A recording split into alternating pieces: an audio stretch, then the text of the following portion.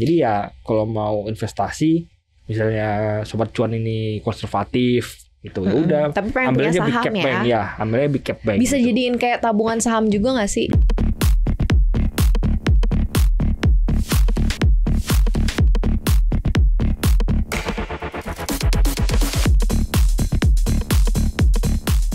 Halo Sobat Cuan, selamat datang di podcast Cuap Cuan. Hari ini ada pantauan saham, paham makin Cuan, bareng dengan gua Triputra. ya, dan juga Maria pastinya ya. Lu Triputra, tim riset CNBC Indonesia. Indonesia. Head of Research, jangan-jangan nih sembarangan lu. Sobat Cuan. Putra kayaknya Amin aja naik dulu. jabatan.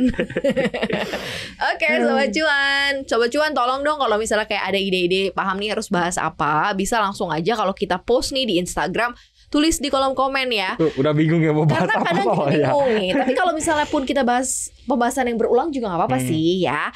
Nah, hari ini kita mau bahas soal masalah tipe-tipe orang dalam berinvestasi. Kan ada nih profil resiko kayak konservatif, kemudian moderat sama agresif. Nah, kalau itu kita applicated-in ke saham, ada nggak yang karakternya juga sama nih? Dia nih saham tuh konservatif gitu. Mungkin juga cocok buat sobat cuan yang konservatif tapi pengen punya saham gitu kan. Kalau konservatif kan biasanya diarahkan ke aset-aset yang cukup aman lah ya. Misalnya punya deposito, emas, mungkin reksadana pasar uang.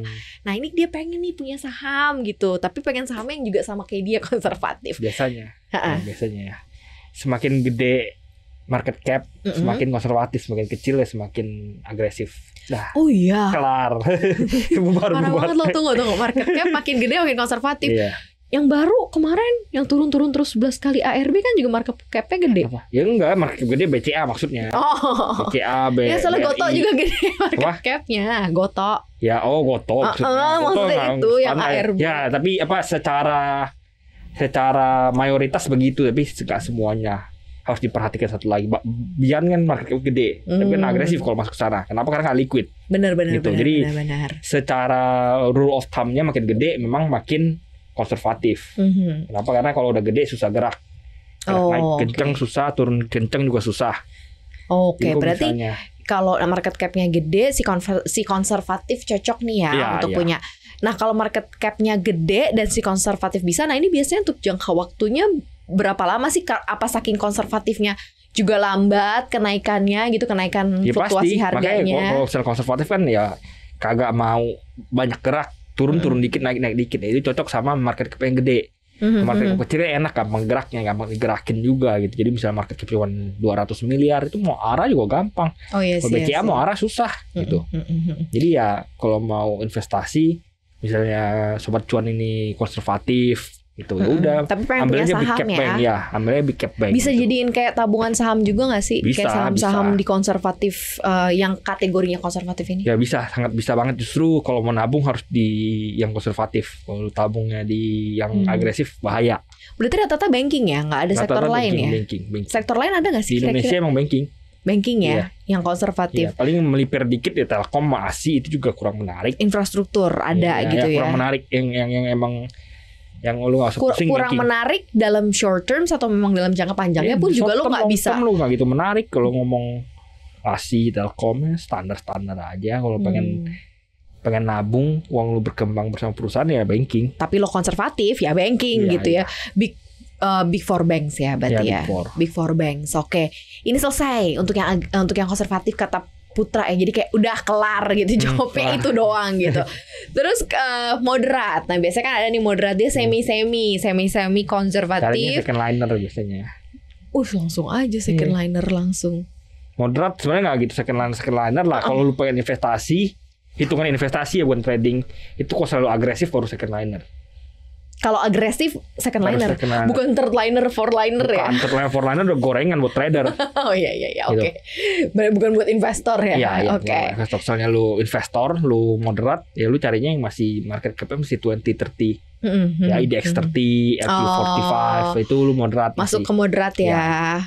Jadi sebenarnya masih beberapa saham-saham yang juga capnya masuk ke kategori besar juga walaupun nggak gede-gede banget nggak sih? Benar. Tapi ya nggak second line amat kalau RQ45 sama IDX 30. Kalau IDX 30 ini kok selalu yang buat yang moderat nih, kalau lu kayaknya ada duit nih, lu mesti gadai. di Pegadaian. Iya, bisa digadai di Pegadaian, mudah sekali aksesnya. Lu punya saham 100 juta, lu bisa gadai dapat 50 juta, 60 juta gitu. Kalau sahamnya konstituen IDX 30 atau RQ45 ya. Oh iya, saham bisa digadein. Bisa, nanti kita bahas secara satu episode sendiri ya Sobat Cuan. Nah ini kalau lo tertarik nih untuk kita membahas gadai saham nih kayak gimana gitu ya. Cara gadai saham. Tapi memang ini prakteknya memang sudah berjalan lama berarti ya. Udah lama, dan bahkan baru-baru ini tuh karena retailnya baru meledak, Pegadaian baru aja ini mengadakan kayak campaign, bisa gadai saham, baru orang-orang pada tahu gitu. Sebelumnya kurang diperhatikan.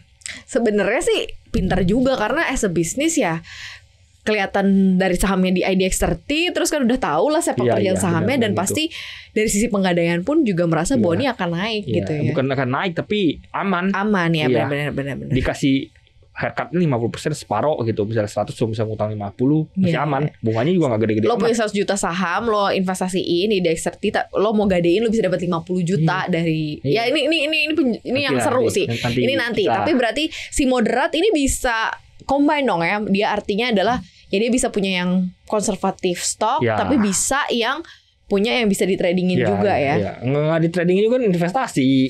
Ya nggak, kalau dia mau trading kan namanya moderat. Ya berarti bukan investasi lagi. Kalau investasi, misalnya trading, lu pengen trading emang. Berarti sahamnya ini pun tidak bisa ditradingkan ya. Jadi saham dengan sifat moderat pun berarti nggak bisa ditradingin ya. Pengen, ini gua nangkapnya tuh lu pengen investasi. Pemilihannya apa kalau lu moderat gitu? Enggak, pertanyaan gue adalah saham yang masuk ke kategori moderat. Saham-saham mana aja sih yang masuk kategori moderat? Jadi sahamnya ada nggak sih yang sahamnya sama dengan saham itu bergantung kepada orang. Benar, kan kalau orang kan ada profil resikonya nih, konservatif, moderat, agresif. Nah kalau misalnya saham-saham yang konservatif jelas saham-saham banking gitu kan, mungkin naiknya udah nggak seru dulu lagi. Sekarang mungkin juga udah pelan-pelan banget. Nah saham yang moderat ini yang mungkin nih dari sisi maksud gua tuh saham-saham kayak contohnya saham itu tergantung sama orang. Misalnya gua investor super gede, gua investor asing, gua ngeliat BCA itu bukan saham konservatif, gue lihatnya saham yang agresif gitu. Oke. Jadi saham itu tergantung orangnya, tergantung dari lo melihat sahamnya. Iya. Jadi yang tadi gue maksud itu, kalau misalnya lu orangnya konservatif, lu orang konservatif, lu misalnya investor retail biasa, ya lu go-to-nya ke big cap banking. Kalau lu orang yang lu merasa lu moderat, lu ekspektasi cuannya belasan persen setahun. Kalau lu di big cap banking, ekspektasi cuan lu single digit. Kalau lu di single digit upper single digit 9%, 8% ya, cengli lah. Kalau misalnya lu moderat, lu ekspektasi cuan lu dalam berinvestasi ya setahunnya belasan persen, 17, 16%. Lu carinya di IDX 40, di IDX 30 tadi masuknya moderat. Ya lu kesananya cari cek-cekin yang cyclical.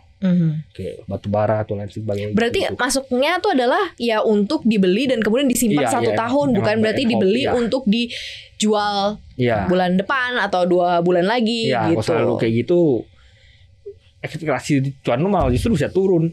Kalau agresif berarti mungkin dong. Apa? Kalau agresif lu cari yang saham-saham yang small cap under value, ekspektasi cuan lu puluhan persen, ratusan persen gitu.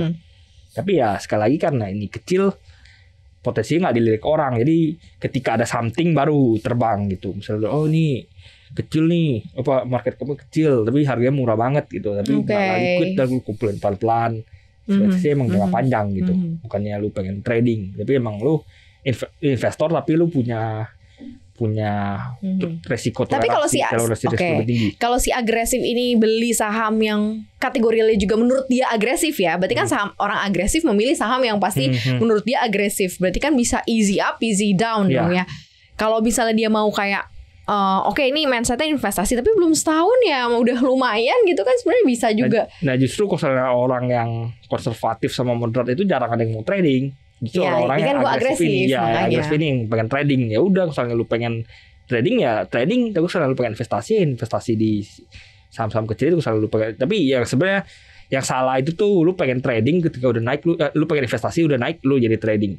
Itu sebenarnya salah. Jadi emang ketika lu masuk lu harus tahu nih lu pengen hold targetnya berapa, lu pengen hold jangka panjangnya, jangka waktunya berapa, lu harus tahu sebenarnya. Jangan lu masuk harganya naik 20% lu pengen jual gatel gitu.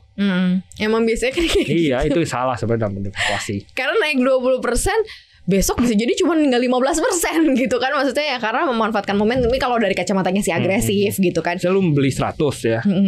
Lu target harga lu karena ini under value, target harga lu 500. Terus baru naik 120 udah jual. Besok naik lagi kan nyesek. Jadi emang harus udah tahu masuk itu pengen buat apa. Trading kah, apakah gitu. Oke, jadi ya ini sebenarnya mindset dari psikologi investor aja sih, termasuk ya profil resiko kamu juga akan menentukan.